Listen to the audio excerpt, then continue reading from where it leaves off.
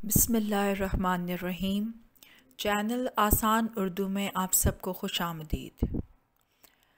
आज की इस वीडियो में हम सीखेंगे वाहिद जमा के बारे में कि वाहिद और जमा के माबैन क्या फ़र्क है और वाहिद की जमा किस तरह से बनाए जाते हैं और जमा के वाहिद। लेकिन उससे पहले अगर आपने अभी तक मेरे चैनल को सब्सक्राइब नहीं किया तो सब्सक्राइब के बटन पर क्लिक करें और साथ बने हुए बेल आइकन पर ज़रूर क्लिक करें ताकि मेरी हर नई आने वाली वीडियो का आपको पता चल सके। वाहिद एक चीज़ को कहा जाता है जबकि जमा कहा जाता है उस एक चीज़ से अगर ज़्यादा चीज़ें हो जाएं तो फिर कोई भी चीज़ जब वो एक है तो वो वाहिद है यानी कि अकेली, और जब वो एक से ज़्यादा हो जाएं तो वो उसकी जमा कहलाएंगी।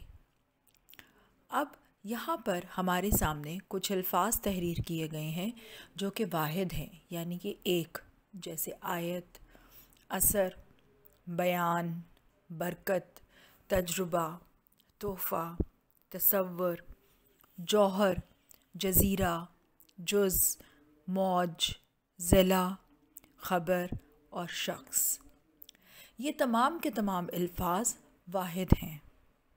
ज़रूरी नहीं है कि कोई जानदार चीज़ जो है वो ही वाहिद हो, कोई ऐसी चीज़ भी वाहिद गर्दानी जा सकती है जो कि बेजान हो या फिर उसका इस्तेमाल वैसे ही हम किसी भी बारे में करें तो वो रोज़मर्रा ज़िंदगी में अगर उन अल्फाज का इस्तेमाल हम करें तो भी वो जो है वाहिद हो।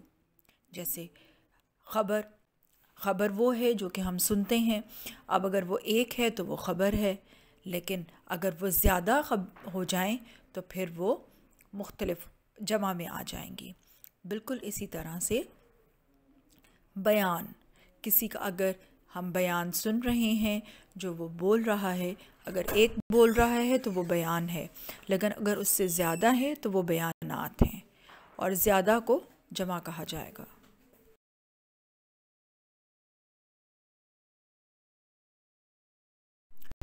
यहाँ पर भी कुछ वाहिद अल्फाज लिखे गए हैं और अगली स्लाइड में हम उसके जमा देखेंगे कि इन वाहिद को अरबी कायदे के लिहाज से जब हम जमा में तब्दील करेंगे तो किस तरह से लिखेंगे।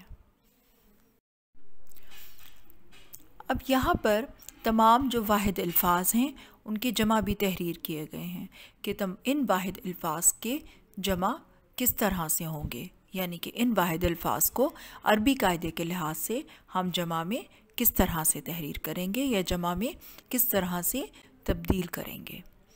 उम्मीद है कि आज के इस सबक में आपको वाहिद से जमा में कि वाहिद और जमा की समझ आ गई होगी कि वाहिद किसको कहा जाता है और जमा किसको कहा जाता है, वाहिद से जमा में किस तरह तब्दील किया जाता है, वाहिद क्या है और जमा क्या है। शुक्रिया।